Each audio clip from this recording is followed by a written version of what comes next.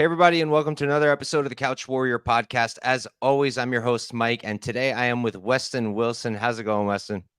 It is going well. Good to meet you, Mike. Thanks for having me on. Sorry I was a little late because I got done with practice a little late. It's all good. It's all good. I'm glad you're over there in camp, man. So I like to start my interviews with just from the beginning. How'd you get into mixed martial arts? So it was back in like early 2000, 2001. I was in like fifth grade, sixth grade. I was going to my dad's office. There was a guy named Jim Waddell, and he was like, "Hey, you guys got to watch this UFC stuff." And so I was like, "Oh, that's pretty cool." And so I watch it. And then in my freshman year of high school, they had the Ultimate Fighter. And so at that point, I told my friends, like, I was wrestling a lot, and I was like, that was the only sport I was doing in high school was wrestling, and we're wrestling all year round. So I told my friends, like, I'm going to do this. Like, I'm gonna transition to MMA. We moved to Brazil my senior year of high school, and that's where I got started in MMA. So 17 Oh, years ago, I started doing MMA. so you lived in Brazil? Yep, yep. I lived there for 2 years. I repeated my junior year, and then I lived there from 2006 to 2008. Gotcha. Were you doing jujitsu there at all? Yep, yep. So that's where I started jiu-jitsu.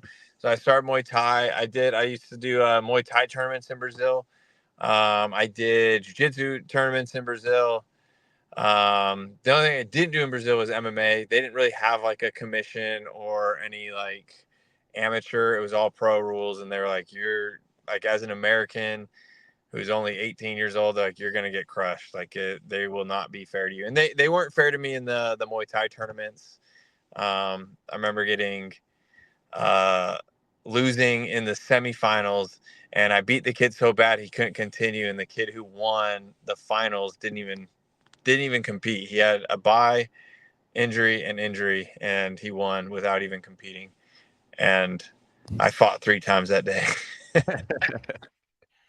Oh, wow. So you mentioned the Ultimate Fighter earlier. That was the first season you were talking about? Yep, first season, and I watched. I pretty much watched every season of the Ultimate Fighter through like season. Uh, I don't know, like 10, and then I stopped watching after that. Cool. Yeah, I asked because that fight with Forrest Griffin and Bonner, that was what got me like into MMA. Yeah, that one. And then Rich Franklin, like he was one of my favorite fighters. So I got to meet Rich a couple years ago, and I told him I was like, I moved to Brazil. You're my favorite fighter, and I would tell everybody that you'd beat Anderson Silva. And I was training at Anderson Silva's gym, one of the gyms that he would train at, and they all just beat the tar out of me because I was a Rich Franklin fan. So, what was the first gym you trained at when you got into MMA? So the first gym I was doing top team Sao Paulo. So they're the first team that I had trained with. And then how'd And you end it up was with funny. I was getting one of my. Oh, go ahead. No, sorry. I think it's lagging a little bit, so I thought you were done talking, but you still were talking. Oh, yeah. So my very first like teammate, getting him ready for a fight, he fought in a tournament, and it was Charles Oliveira's first fight, and Charles won the whole entire tournament. He like submitted everybody in the first round. It was pretty cool.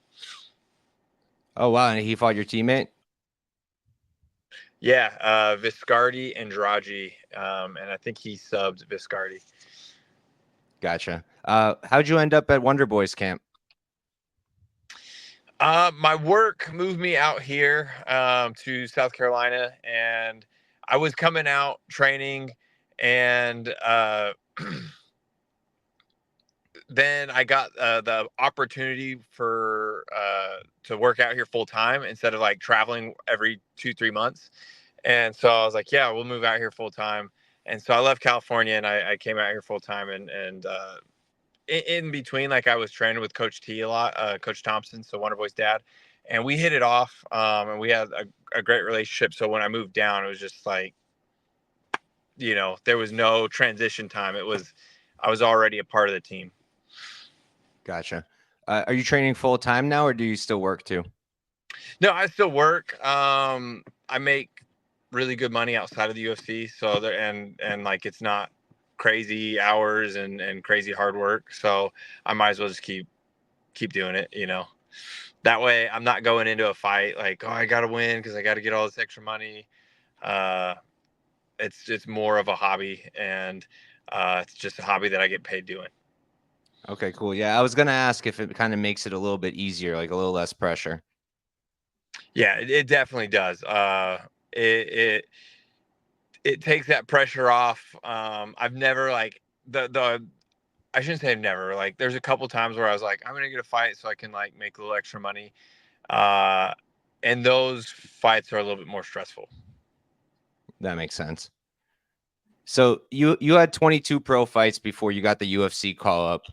Did you expect it at all, or was it just a surprise for you? Mm, so we knew like we were making a really strong campaign, a really strong push. Um, but I knew going into it that I was gonna fight like one of the toughest guys in the division. So we knew that was my only opportunity, was I had to fight a guy that they didn't want to like burn a prospect to have him fight.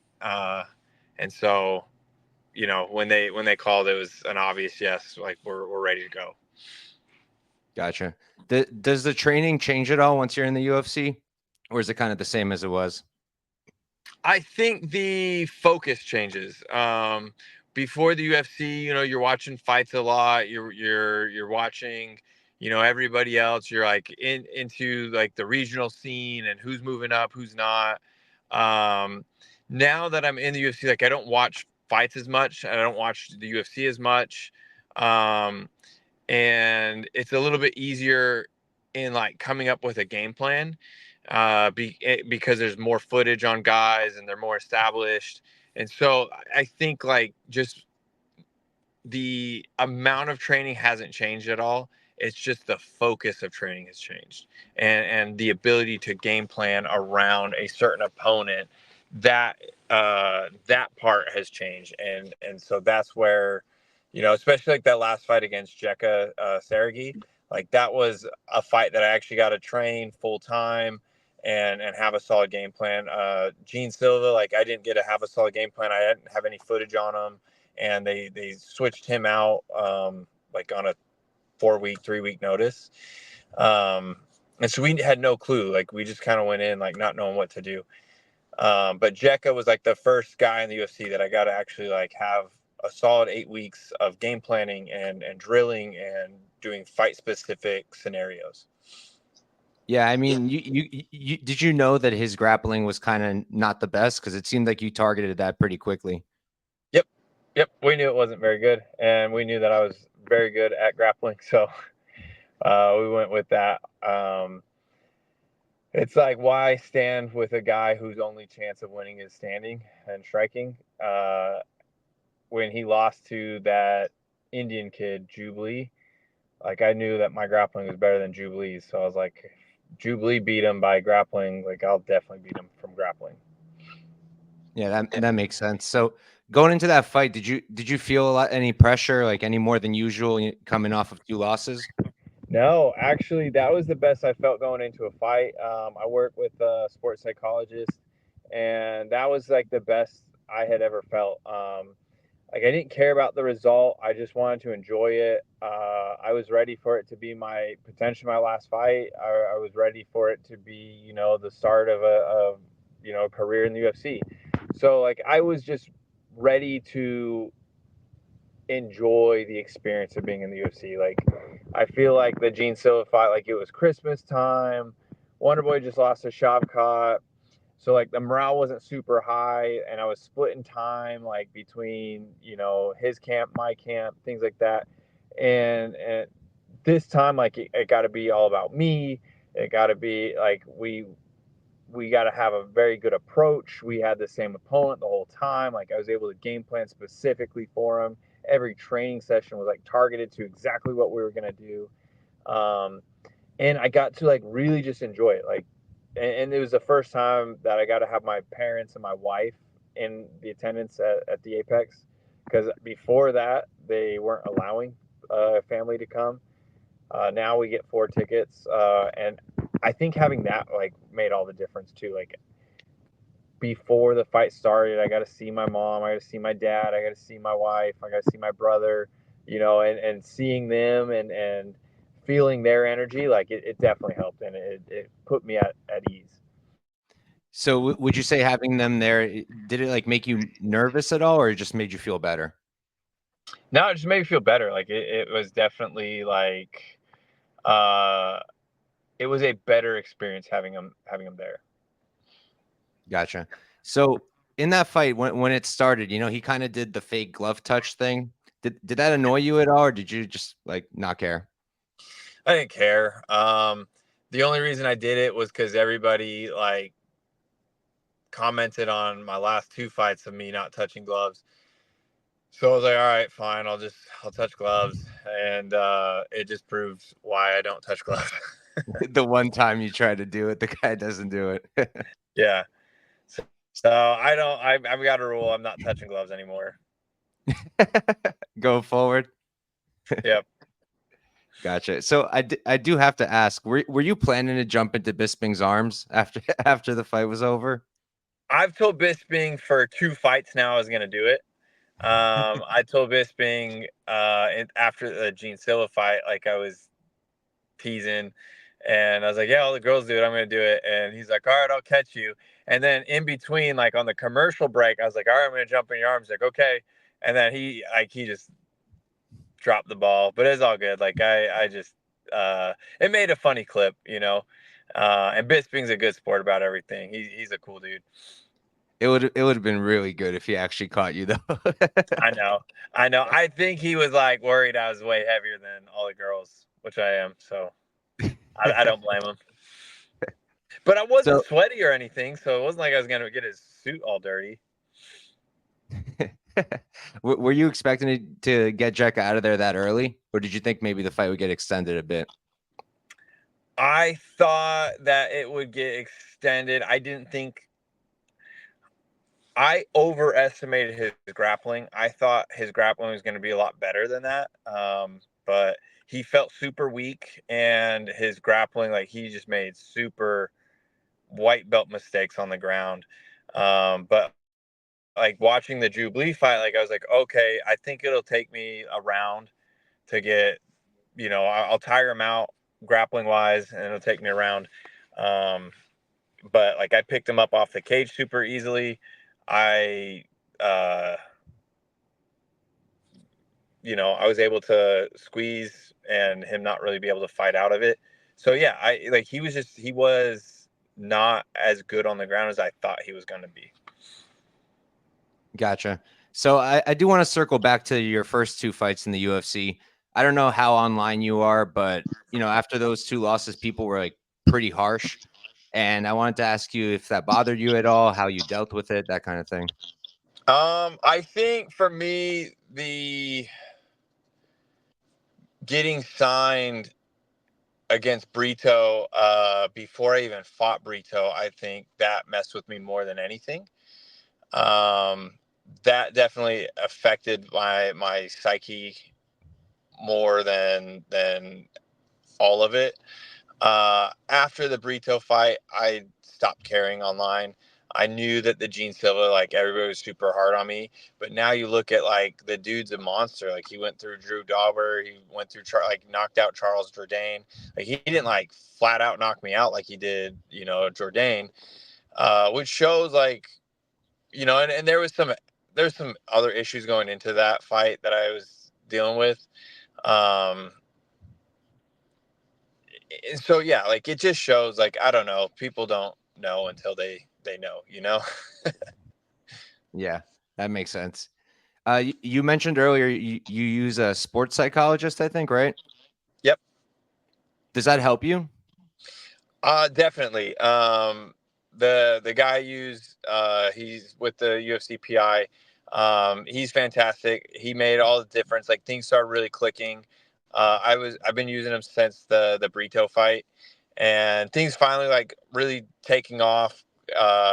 And that's what I said. Like the training hasn't changed; it's the focus in the training, and that has like been the biggest differences. I think how I train for fights with like more of a mental approach has helped.